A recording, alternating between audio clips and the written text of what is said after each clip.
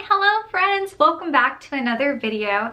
Today we have a different kind of video. We're going to be looking at little Reddit stories. Some of them are like really short and I almost can't even call it a story.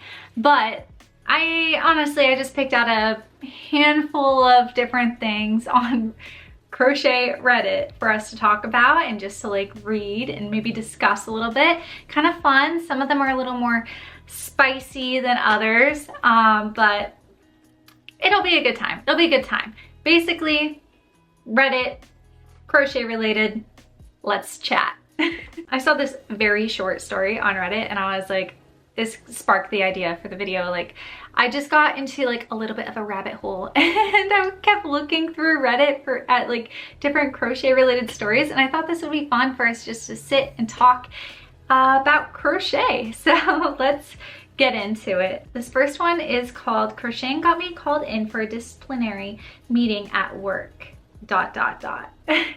So you know it's gonna be good. Are you ready? So I got called into my boss's office this morning. I was out last week with doctor confirmed COVID and flu. I was dead for the first couple days, and the last couple days I was awake for more of the day. Miss Boss went on for a couple minutes about using COVID for sick days and vacation, and that's prohibited, and yada yada yada. I sat there confused, then realized before she even finished the next line that one of the days when I was home, my watch tracked that I did 20,000 steps. I forgot that we had an employee group on a step app. So when it synced, my colleague saw that I did 20,000 steps and snitched. Guess how I got 20,000 steps without barely leaving my bed? That's right, I was crocheting. I printed out a post from the Apple community where someone clocked the 20,000 steps crocheting and proof that I was home on the day in question, and a pic of my 20,000 step whip. At least she's pretty. Beautiful crochet, by the way. Those stitches look beautiful. They make my eyes very happy.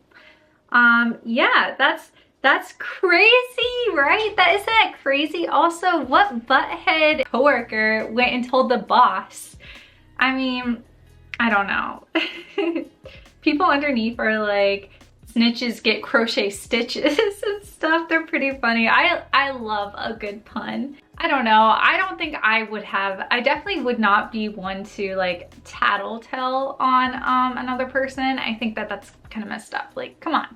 And it turns out she was false anyways. She just was crocheting. What? That sucks. But yeah, I thought that was pretty funny. But you know, she didn't actually get in trouble because luckily she was able to prove that she was actually at home crocheting.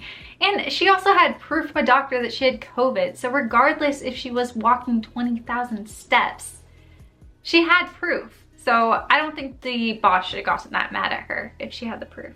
On to the next, let's go. So crochet pattern prices are getting out of hand and no one wants to talk about it. I thought this one was interesting. So here we go. I come from a pastry chef background, and let me tell you, if I tried to sell a single recipe for $20, people would think I completely lost it. A full cookbook? Sure, but one recipe? No way. Yet in the crochet world, I keep seeing patterns, extremely basic ones, being sold for $10 to $15 like it's normal. What really blows my mind is how often I see these paid patterns looking nearly identical to free ones. Like, how many versions of the same basic tank top are we going to pretend is unique and worth premium prices? It's rectangles and straps. You can only reinvent that so many times before it starts to feel like a cash grab and not creativity. And goodness forbid, if you ask why the price is so high, you'll immediately get hit with the support small creators and don't devalue our work arguments. And I get it, I do support small creators. I am one, and I respect the time and energy that it takes to write a pattern. But It's also unreasonable to question whether a price actually matches the product, especially when there are nearly identical patterns out there for free. Coming from recipe development, I know how hard it is to break something down into repeatable, accessible steps. It is not easy, but somehow no one out here is selling a single cookie recipe for $15 and calling it revolutionary. I'm not saying that everything should be free, but I'm saying let's stop pretending that questioning the price tag automatically means disrespect. We should be allowed to talk about the value without getting dragged for it. So I do think this is a very interesting take. I think the most I charge for one of my patterns is $8, I believe. And it's because it is a 3-in-1, and I think it's like my giant strawberry pattern, my medium strawberry pattern, and my small strawberry pattern. So it's 3 patterns in one. So really, when you look at it, like each pattern is, what is that, like $2.75? Is that math correct? You know, I think that pattern designers can really charge whatever they want for the pattern design, but I don't think it necessarily means that people are going to buy it. Like if you price yourself out, I think less people are going to want to buy your pattern. And yeah, I don't know. Especially like they said, if these patterns are looking similar to patterns that are free and out there, why would anyone go and spend like $15 on a pattern? However, I do think there are patterns that are worth $15, but we're talking specifically about simple, like basic patterns. And yeah, I don't think a basic pattern always is worth that unless you're like literally teaching the person how to like do everything along the way, especially like for something really basic. But even then, I don't know.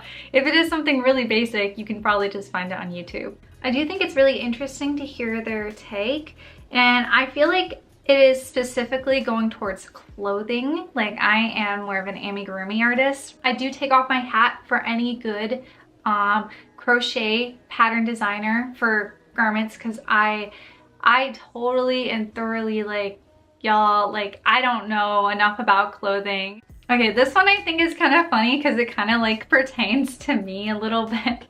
But here we go. It says, "Dear crochet YouTubers, you must have born hands or else.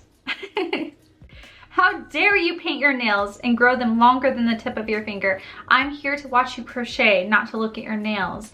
I am giving you my precious time and views. How dare you distract me with 3-centimeter stripe of pink liqueur? Your YouTube channel is supposed to be about the crochet pattern, step by step in detail, not the tiny insequential bit of color that happens to appear on a tiny bit of the screen. You are not allowed to express your creativity in any way other than how you are knotting the yarn." And then the comment below this says, "Absolutely attention seekers, am I right?" And the next comment below that is, "Good crocheters grow at least one nail out long enough to file into a substitute hook in case of an emergency." I literally love that. That's so funny. Just imagine having like a long pinky nail that you could crochet with. That's so gross. I don't know. I don't like that actually. Never mind. Yeah. So I honestly just thought this was funny. I also I enjoy nice nail polish. I'm not going to show you my nails because they're ugly right now. So honestly, I guess right now I fit their description. But yeah, I just thought that was funny, and I will be painting my nails. I like painting my nails. It makes me happy, okay? I'm sorry if it's distracting. I'll try not to do anything like neon, I guess. Some people did take the thing very seriously, but I don't think that it was meant super seriously. I think it was meant kind of jokingly. Maybe not completely. I could see how crazy nails would be distracting though, because you definitely don't want your nails to be too long that they get in the way or anything. But I mean, I think a little bit of polish, a little bit of pink polish, I don't think hurt anybody. We are going to finish off with this very cute one. I love this one. It's so cute. I saw this last and I was just like, let me just throw this in here because it's cute. So the title of this one is, my wife told me which hooks she wants next, but I immediately forgot. I wasn't ready for an answer, but she told me with such excitement, I need to get her these. I could ask again, but it would be way cooler if I didn't have to ask her. I was expecting something like size 5 with rubber handle or Afghan, but instead she said 2 names that remind me of cute animals or something. I was surprised because I don't remember any hooks having proper nouns. Any chance that you can read my wife's mind and tell me what she wants? My brain is incapable of remembering things like my partner's wants, needs, or interests. She used to make a lot of armor gummies. I think that's what they're called. But lately... Oh, he means amigurumi. He wrote armor gummy. But lately she's been making a lot of blankets. The latest stitch she showed me is from Reddit and it looks like a cat pattern. Please help me make it look like I'm a good partner and I can remember what my wife asked for. I'm sorry, but he is so cute. Armor gummy. Armor like suit of armor, and then gummy as in like Welch's armor gummy. Amigurumi. Okay, I mean, I see it. I'm gonna start calling them that from now on, armor gummy. That's so funny. So I went into the comments to see if he was able to figure out which hooks they were, and sadly, no, nobody knows. Nobody knows, nobody knows. And to be fair, I think that that was a pretty, that was pretty vague. Animal named hooks? I have no idea. None. Honestly, I feel like I can relate to this because I feel like my husband will tell me something he wants and then I'll forget. Like, I don't know. It's like my brain can only handle holding on to some things, and other things it completely forgets, and then I feel so bad and then I want to like surprise him. Like, there was something he said the other day that he wanted and I wanted to get it for him, but I should have written it down. Basically, that's what I do now. Whenever he says he like wants something or needs something, I usually just write it in my notes app right away, or else I will forget it. Like it'll just like brain empty, it'll be gone. So I definitely relate to this husband very much. But yeah, that's it. That's all the crochet stories I have for you today. I thought that these were kind of fun. I hope this was a fun little video and we got to talk about some crochet stuff, really. Hope you guys had a fun time watching and listening. And if you are crocheting right now and listening to me speak, let me know. What are you working on right now? I'm very curious. I'm very curious. And if you ask me what I am working on right now, I am actually working on another hexagon cardigan. It's so cute, right? Okay, I know it doesn't look like much yet, but it's going to be a big hexagon. Actually, I'm planning on turning it into a hoodie, so I think that'll be really cool. But yeah, that's it. This is the end of the video. Thank you so much for watching. I love you guys. Happy crocheting. Peace.